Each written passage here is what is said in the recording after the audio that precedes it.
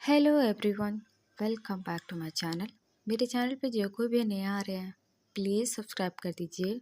Video को like और comment करके ज़रूर बताना कि आज की स्टोरी आप लोग को कैसी लगी। तो चलिए स्टोरी शुरू करते हैं। पिछले पार्ट में हमने देखा था विंग बड़े ही मासूमियत से एक एक डिटेल वांगजी से बता रहा था।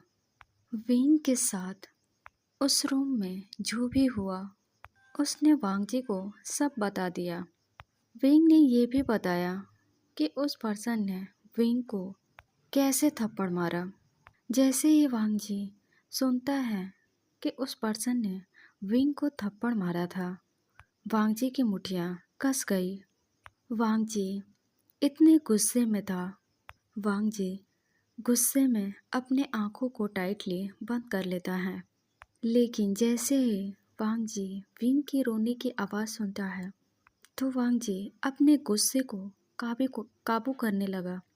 वांग जी अपने गुस्से को काबू करके अपने आंखों को खोलता है और विंग के दोनों चिक्स पर किस करता है। वांग जी ने जैसे ही विंग के चिक्स पर किस किया, विंग अपने आंखों को टाइटली बंद कर लिया। वांग जी विंग को हक कर लिया। विंग की आंखें अब भी बंद थी। विंग ने वांग जी की शर्ट को टाइटली पकड़ रखा था और रोए जा रहा था।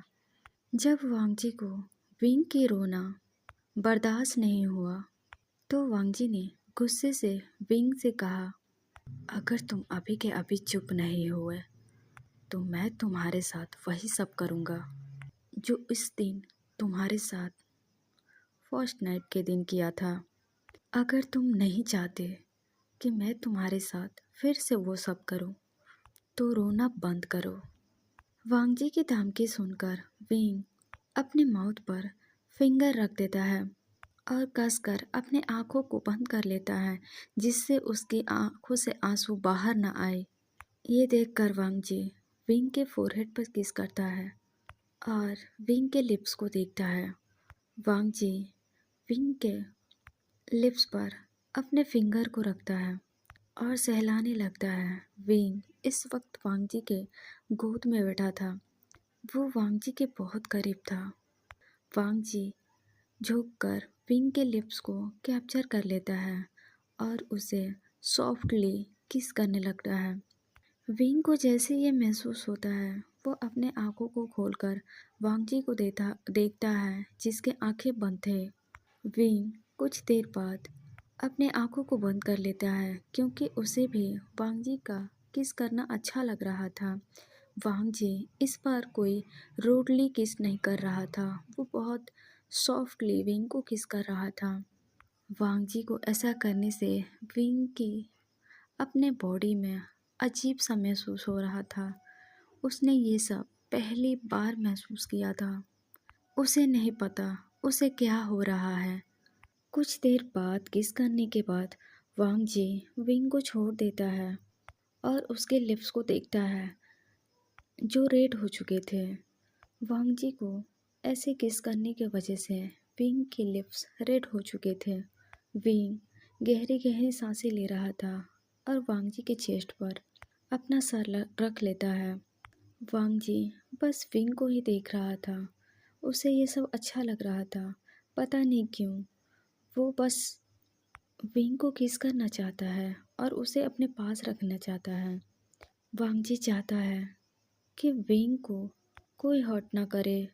विंग बस उसका है और उसका ही हक है विंग को टॉर्चर करने की या फिर विंग को डराने की। कुछ देर बाद वांग जी को अपने नेक पर विंग की गर्म सांसें महसूस होती है। इस वक्त वांग जी की आंखें बंद थी। वांग जी अपने आंखों को खोलता है और विंग को देखता है जो उसके बाहों में बड़े ही आराम से सो रहा था। विंग को इस तरह सोते देखकर वांग जी के होठों पे एक स्माइल आ जाती है। वांग जी विंग के फोरहेड पर किस किया और उसे बेड पर लेटा दिया। वांग जी विंग के शर्ट को देखता है और उसके करीब होकर दो बटन खोल देता है। वांग जी विंग के सूप को देखता है। वांग जी अपनी जगह से उठता है और विंग के सूप को उतार देता है और अच्छे से उसे बेड पर लेटाकर उसके ऊपर ब्लैंकेट कर देता है। वांग जी विंग को देखता है जो बड़े ही आराम से सो रहा था और नींद में ही स्माइल कर रहा था। वांग जी विंग के फोरहेड पर फिर से किस करता है, उसके लिप्स पर एक छोटा सा किस करता है और कहता है, माय लिटिल बनी, तुम बहुत क्यूट हो। अगर मैं कुछ देर और यहाँ रुका तो पता नहीं मैं तुम्हारे साथ क्या करूँगा। वांग जी फिर विंग के दोनों चिक्स पर किस करता है और विंग को देखता है और कहता है, माय लिटिल बनी, सो जाओ और जब तक मैं ना आऊँ तब तक बिल्कुल भी मत उठना। ये बोलकर वांग जी अपने रूम से बाहर निकलता है तो देखता है न्यू मिंजू, लैन सीचेन, सोंगलैन, सोयांग, याओ सभी लोग गेट पर खड़े होकर वांग जी को बाहर आने का इंतजार कर रहे थे। डोर के ओपन होते ही वेंचिंग अंदर झांक कर देखती है तो विंग सो रहा था।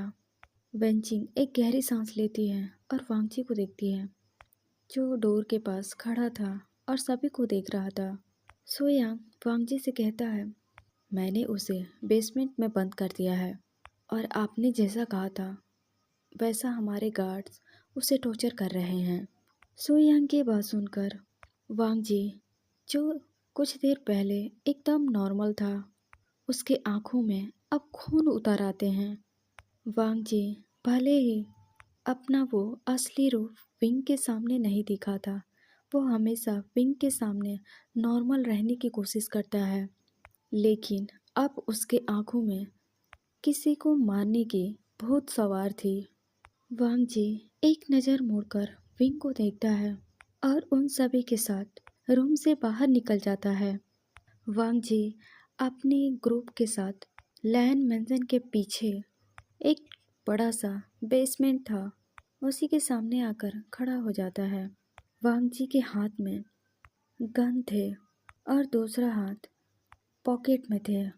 वांग जी अपने एक हाथ में गन लिए और दूसरा हाथ पॉकेट में डाले आगे आगे चल रहा था। वांग जी इस वक्त वाइट शर्ट और ब्लैक पैंट में था। वांग जी के साथ साथ वहाँ जितने भी लोग थे वो लोग भी वाइट शर्ट और ब्लैक पैंट में थे। आगे आगे वांग जी उसके पीछे उसके सारे ग्रुप्स चल रहे थे। उन सभी के फेस पर कोई इमोशन नहीं था। वांग जी उस बेसमेंट के सामने आता है और उस बेसमेंट को देखता है। वांग जी बिना देर किए उस बेसमेंट के अंदर जाता है। उस बेसमेंट के आसपास काफ़ी सारे बॉडीगार्ड थे और अंदर भी काफ़ी सारे बॉडीगार्ड खड़े थे। जब सभी बेसमेंट के अंदर जाते हैं तो देखते हैं वो पर्सन चेयर पर बंधा हुआ है। उसके बॉडी से हर एक जगह से ब्लड बाहर आ रहे थे। वो इतनी बुरी हालत में था, उसे देखकर ऐसा लग रहा था जैसे वो अभी मरने ही वाला है, लेकिन वांग जी इतना आसानी से तो उसे मरने नहीं देगा। वहीं गार्ड्स, दो चार गार्ड्स खड़े होकर उस पर्सन को टॉर्चर कर रहे थे और वो पर्सन दर्द से चिल्ला रहा था। वांग जी उन बॉडीगार्ड को देखता है और कहता है, तुम सभी ने अपना काम बहुत अच्छे से किया। ये बोलकर वांग जी एक चेयर पर जाकर बैठ जाता है। वो माफिया किंग का चेयर था। वांग जी उस चेयर पर बैठने के बाद अपना एक पैर दूसरे पैर पर चढ़ाते हुए सिगरेट का कस लेने लगता है। वांग जी के आसपास काफ़ी सारे बॉडीगार्ड खड़े थे। वांग जी उस चेयर पर बैठकर एकदम माफिया किंग लग रहा था। वांग जी को इस वक्त देखकर ऐसा लग रहा था कि वो एक डेविल है। जैसे वो पर्सन वांग जी को वहाँ देखता है तो वो पर्सन गिड़गिड़ाते हुए कहता है, प्लीज़ मुझे माफ़ कर दीजिए, हमें बस मारने के लिए ऑर्डर मिले थे, प्लीज़ हमें माफ़ कर दीजिए, हमें जाने दीजिए, हमारी खुद की फैमिली है, प्लीज़ हमें छोड़ दीजिए। तभी लैन सेशन कहते हैं, अरे अरे, तुम माफ़ी क्यों मांग रहे हो? आखिर सॉरी किस बात की? क्या तुम्हें नहीं पता माफिया किंग अपना हिसाब बराबर किए बिना किसी को नहीं छोड़ता। तो माफ़ी मांगना ये तुम्हारे लिए बेकार है। तुमने गलती कर दी मेरे फैमिली को टारगेट करके। तुम्हें क्या लगता है तुम ऐसे माफ़ी मांगोगे और हम सब तुम्हें छोड़ देंगे? क्या तुमने सुना नहीं हमारे ग्रुप के बारे में या फिर हमारे माफिया किंग के बारे में? क्या तुम्हें किसी ने कुछ नहीं बताया? वो पर्सन बेबस होकर लैंसी चैन को देख रहा था। लैंसी चैन जो इस वक्त बहुत खतरनाक लग रहे थे। वो पर्सन बाकी सब की तरफ भी देखता है जो एक डेविल स्माइल करके उस पर्सन को देख रहे थे। वो उस पर्सन को अब समझ में आ चुका था कि ये लोग उसे छोड़ने वाले नहीं हैं। तभी वांगजी कहता है, मैं तुम्हारे गलत फहमी दूर कर दूं कि मैं तुम्हें छोड़ दूंगा। तुम्हें क्या लगा तुम मेरे मॉम के ऊपर हमला करोगे और मैं तुम्हें छोड़ दूंगा? मेरे फैमिली को नुकसान पहुंचाने वाले को मैं इस दुनिया में ही नहीं छोड़ता। वांगजी की बात सुनकर उस पर्सन की आंखें हैरानी से बड़ी हो जाती है। उस पर्सन ने चिल्लाते हुए कहता है, तुम ये क्या बोल रहे हो? तभी वांगजी गुस्से में कहता है, तुम्हारी हिम्मत कैसे हुई मेरे सामने चिल्लाने की? तभी वो पर्सन रोते हुए वांगजी से कहता है, प्लीज़ मुझे जाने दो। वांगजी पागलों की तरह हंसते हुए कहता है, तुम्हें क्या लगता है तुम मेरे फैमिली को नुकसान पहुंचाने की कोशिश करोगे और मैं तुम्हारे फैमिली को ऐसे जाने दूंगा? अब उस पर्सन को अपने किए पर पछतावा हो रही थी। वो वांगजी के सामने गिड़गिड़ाते हुए कहता है, प्लीज़ इन सब में मेरे फैमिली का कोई गलती नहीं है। मैंने जो भी किया पैसों के लिए किया। प्लीज़ मेरे फैमिली को छोड़ दो, उन्हें जाने दो प्लीज़। वो बेकसूर है, उन्होंने तो कुछ भी नहीं किया। जहाँ तक मैंने सुना है माफिया किंग बेकसूर लोगों को नहीं मारते।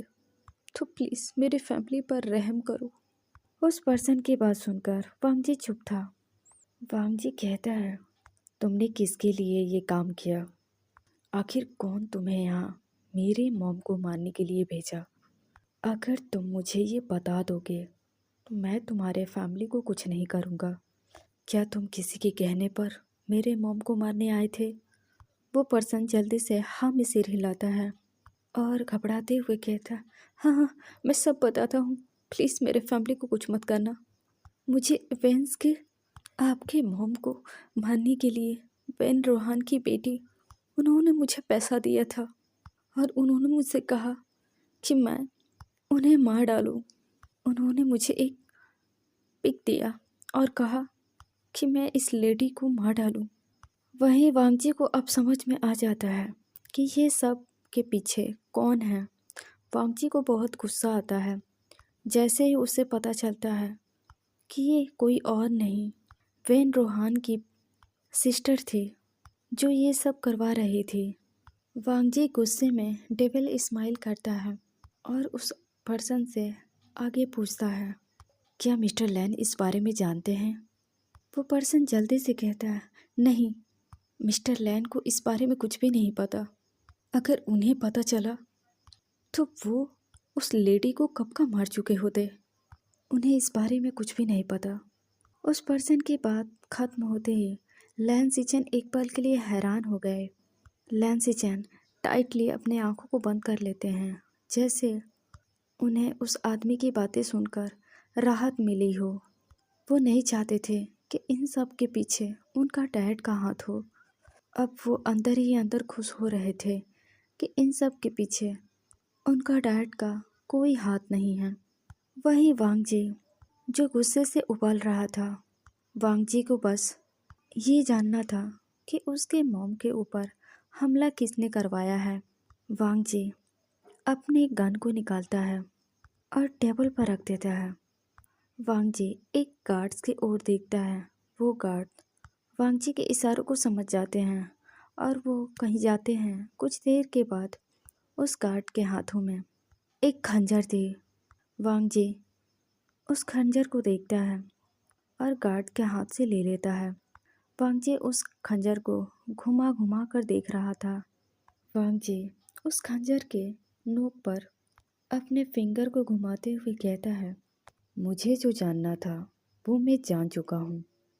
तुम्हें मेरे मेंशन में हमला करने से पहले सोचना चाहिए था कि तुम किसे नुकसान पहुँचाने को सोच रहे हो। मेरे फैमिली पर हमला करने से पहले मेरे बारे में तुम्हें जानना चाहिए था। द माफिया किंग लैन वांगजी कौन है? क्या तुमने सुना नहीं? ये बोलकर वांगजी जोर जोर से हंसने लगता है। वहीं लैन सीचेन, न्यू मिंजो, सोयांग, सोंगलैन वो सभी भी स्माइल करने लगते हैं। सबको इस तरह हंसते हुए देखकर वो पर्सन बहुत डरा हुआ था।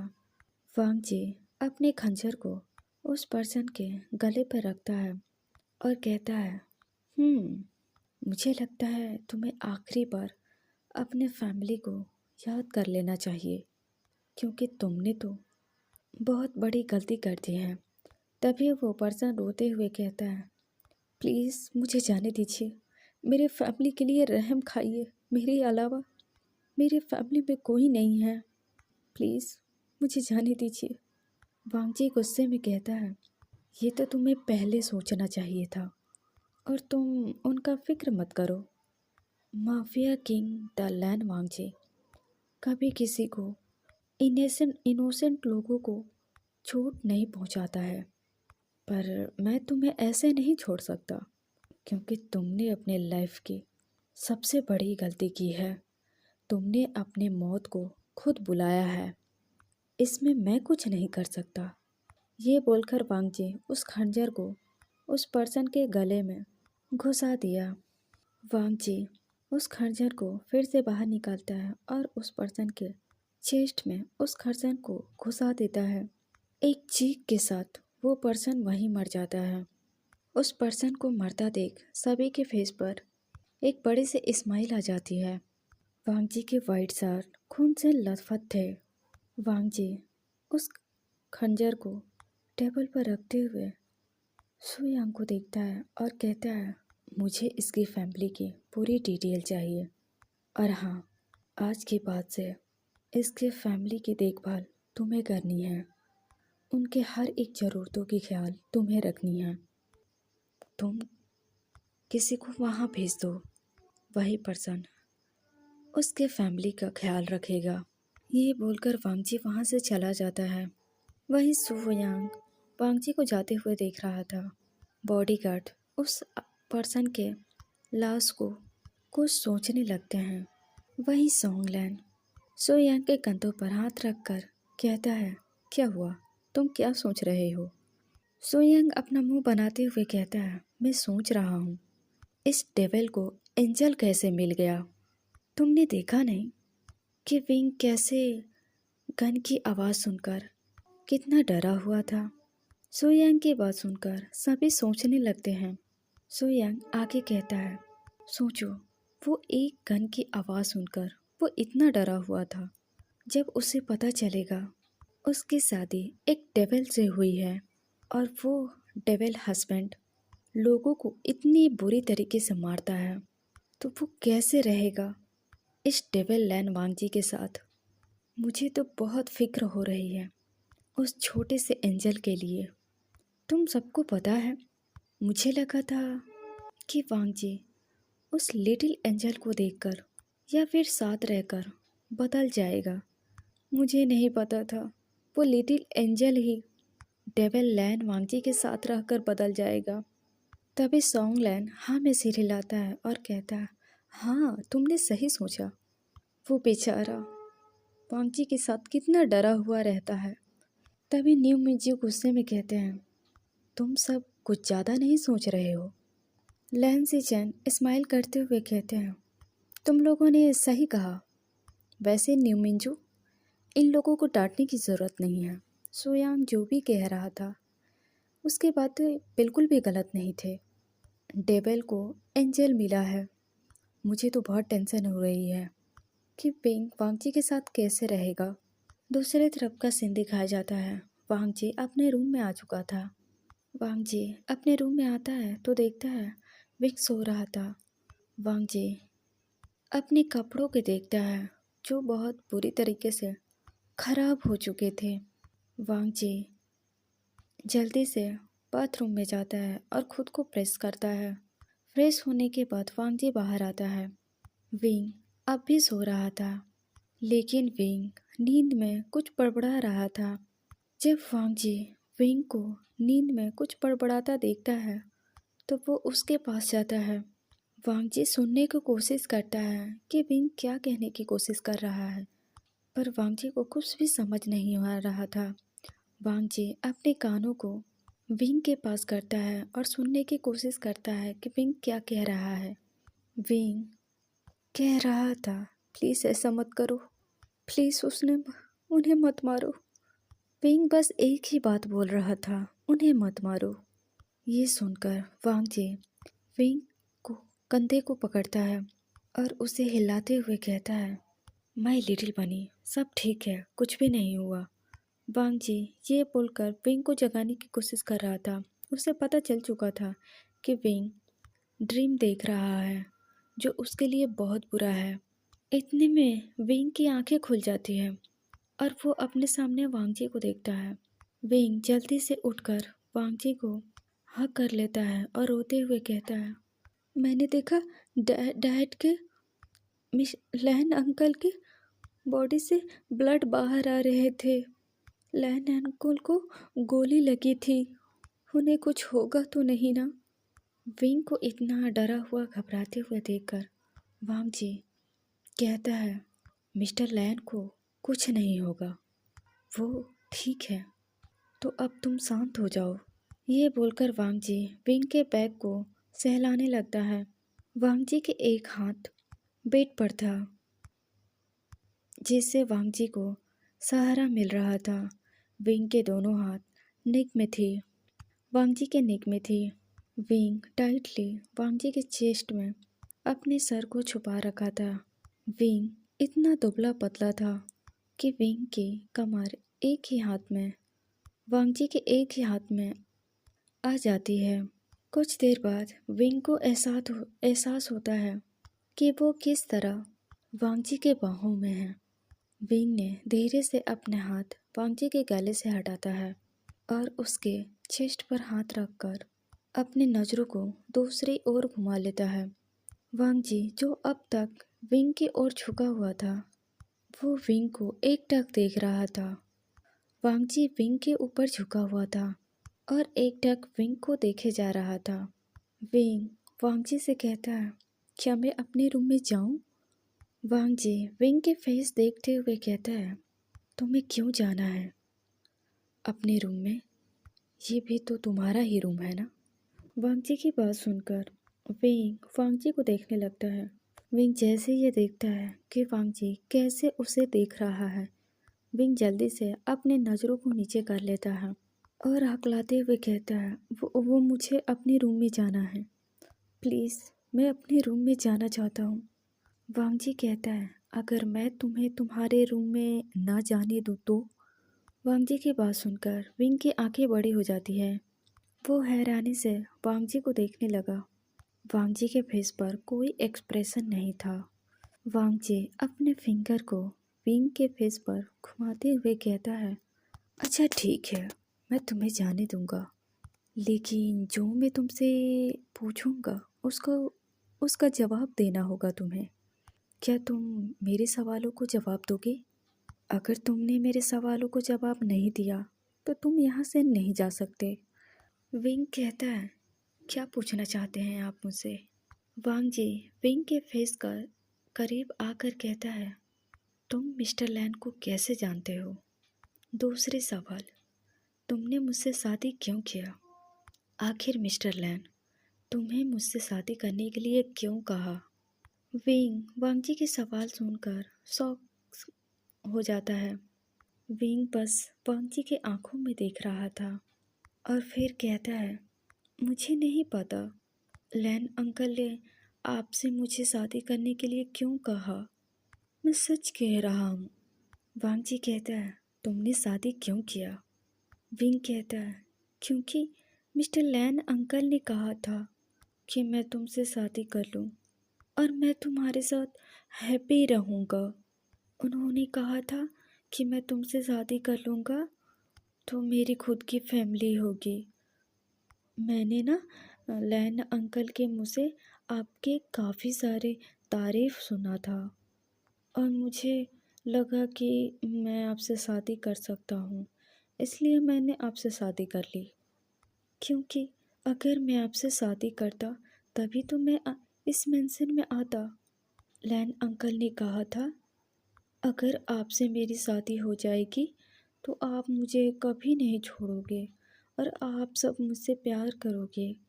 लैन अंकल ने ये भी कहा था कि चाहे जो हो जाए मैं आप सबको छोड़कर कहीं ना जाऊं। विंग एक एक बात वांगजी के आंखों में देखते हुए वांगजी से बता रहा था, जिससे वांगजी को यकीन हो गया कि विंग सच कह रहा है। तभी वांगजी को मन में तीसरा सवाल आता है। वो विंग को देखता है और कहता है, तीसरा सवाल, तुमने अपने पैरों के इलाज करने से क्यों मना कर दिया? आखिर तुम क्यों नहीं चाहते कि तुम्हारा पैर ठीक हो? आखिर तुम अपाहिज की ज़िंदगी क्यों जीना चाहते हो? वांगजी की बात सुनकर विंग की अब नज़रें दूसरी ओर मुड़ गई। वांगजी ने विंग के फेस को पकड़कर अपनी ओर किया और बिना कुछ बोले विंग के लिप्स को कैप्चर कर लिया। वांगजी विंग को बुरी तरह से किस करने लगा। वांगजी गुस्से में विंग को दर्द दे रहा था। वांगजी विंग को किस नहीं कर रहा था, बल्कि उसे उसके लिप्स को बाइट कर रहा था। विंग वांगजी को खुद से दूर करने की कोशिश कर रहा था, लेकिन वांगजी ने विंग के दोनों हाथों को पकड़कर बेड पर पिन कर दिया। वांगजी अपने बॉडी को सीधा करता है और विंग के ऊपर आ जाता है। वांगजी पूरी तरह से विंग के ऊपर था और उसे जबरदस्ती किस कर रहा था। अब वांगजी को अपने माउथ में विंग के ब्लड महसूस हो रहे थे। जैसे ही वांगजी को ये फील होता है कि उसने गुस्से में ये क्या कर दिया, वांगजी विंग को छोड़ देता है।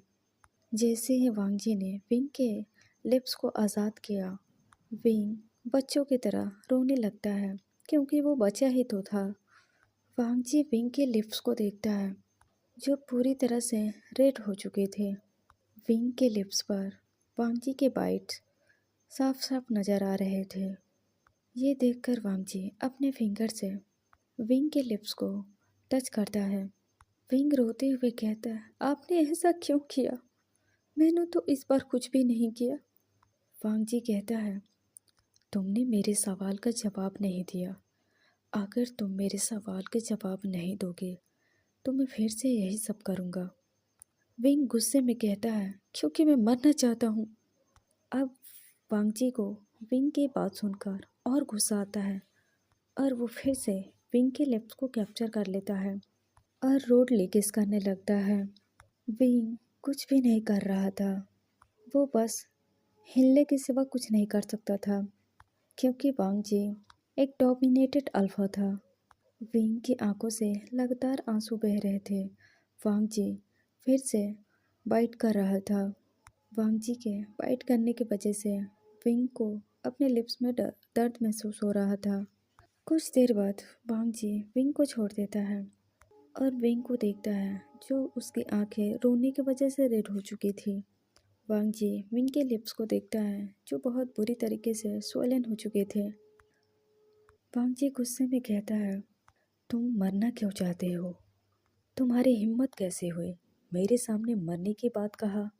विंग गुस्से में वांगजी के आंखों में देखते हुए कहता है, आप बहुत बुरे हो, अब मैं आपको कुछ भी नहीं बताऊंगा। विंग ये सब गुस्से में वांगजी के आंखों में देखते ही हुए ही बोल रहा था। वांगजी विंग के बातों पर गौर कर रहा था, लेकिन वांगजी विंग को गुस्से भरी नज़रों से भी देख रहा था। वांगजी विंग की उस बातों को याद करता है जो उसने इससे पहले वांगजी को डेविल कहा था। विंग को इतने गुस्से में देखकर वांगजी को इतना तो पता चल गया कि उसका ओमेगा भले ही इनोसेंट है, वो भले ही लिटिल बनी ही क्यों ना हो, लेकिन उसे गुस्सा आने पर वो वाइल्ड भी बन जाता है। वांगजी स्माइल करते हुए बगल में लेट जाता है और विंग को खींचकर अपने ऊपर कर लेता है। विंग का सर वांगजी के चेस्ट पर था। वांगजी के दोनों हाथ विंग के शर्ट के अंदर विंग के बैक पर मूव हो रहे थे। विंग को जैसे ये फील होता है, विंग वांगजी के ऊपर से हटने लगता है। जैसे ही ये वांगजी को महसूस हुआ कि विंग उससे दूर जा रहा है, वांगजी ने विंग को दोबारा से खींचकर अपने ऊपर कर लिया। तो थैंक यू गैस, मैं इस स्टोरी को यहीं रोकती हूँ। मेरे दोस्तों और सहेलियों, आप लोगों ने मुझे बहुत सपोर्ट किया। मैं आप लोग की बहुत थैंक्सफुल हूँ, क्योंकि मुझे किसी ने कहा था कि मैं बेकार के यूट्यूब चैनल खोलने की कोशिश कर रही हूँ। मुझसे किसी ने कहा था कि मेरी स्टोरी बहुत ही बेकार की है और वो लोग कोई भी मेरे स्टोरी को सुनना नहीं चाहेंगे। जब मैंने कहा था कि मैं अपना खुद का यूट्यूब चैनल खोल रही हूँ, तो उन्होंने मुझसे कहा था कि मेरे 40 भी सब्सक्राइबर नहीं होंगे, वो भी 1 साल में। थैंक यू, आप लोगों ने उनके मुंह को काला कर दिया है। आप लोगों ने मुझे सपोर्ट किया और आज मेरे 1000 सब्सक्राइबर हैं। मैं बहुत थैंकफुल हूँ आप सभी का कि आप लोगों ने मुझे सपोर्ट किया। मेरे 1000 सब्सक्राइबर हो चुके हैं। मुझे पता नहीं था कि इतनी कम समय में आप लोग मुझे सपोर्ट करोगे, क्योंकि जिसने भी मेरे दिमाग में ये बात डाली थी कि मैं बेकार की स्टोरी शेयर करती हूँ और मेरी स्टोरी एकदम से बकवास होते हैं जिसे कोई सुनना नहीं चाहेगा। तो थैंक यू सो मच, आप लोगों ने मुझे सपोर्ट किया और आप लोगों ने उन्हें रॉन्ग